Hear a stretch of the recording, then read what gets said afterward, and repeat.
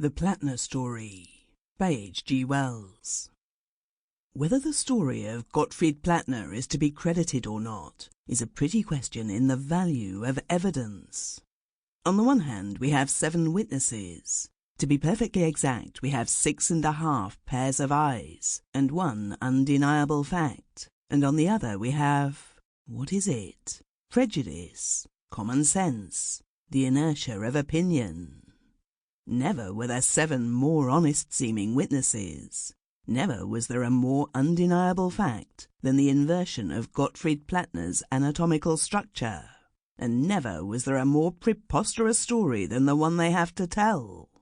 The most preposterous part of the story is the worthy Gottfried's contribution, for I count him as one of the 7.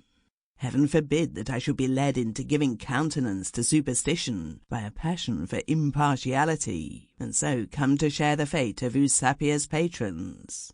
Frankly, I believe there is something crooked about this business of Gottfried Plattner. But what that crooked factor is, I will admit as frankly, I do not know. I have been surprised at the credit accorded to the story in the most unexpected and authoritative quarters.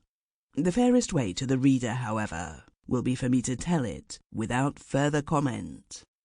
Gottfried Plattner is, in spite of his name, a freeborn Englishman. His father was an Alsatian who came to England in the 60s, married a respectable English girl of unexceptionable antecedents, and died after a wholesome and uneventful life, devoted, I understand, chiefly to the laying of parquet flooring in 1887. Gottfried's age is 27. He is, by virtue of his heritage of 3 languages, modern languages master in a small private school in the south of England.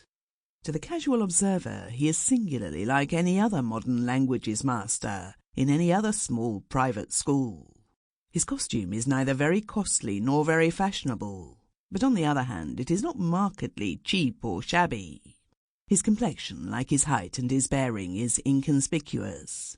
You would notice, perhaps, like the majority of people, his face was not absolutely symmetrical, his right eye a little larger than the left, and his jaw a trifle heavier on the right side. If you, as an ordinary careless person, were to bare his chest and feel his heart beating, you would probably find it quite like the heart of anyone else. But here you and the trained observer would part company. If you found his heart quite ordinary, the trained observer would find it quite otherwise. And once the thing was... Sample complete. Ready to continue?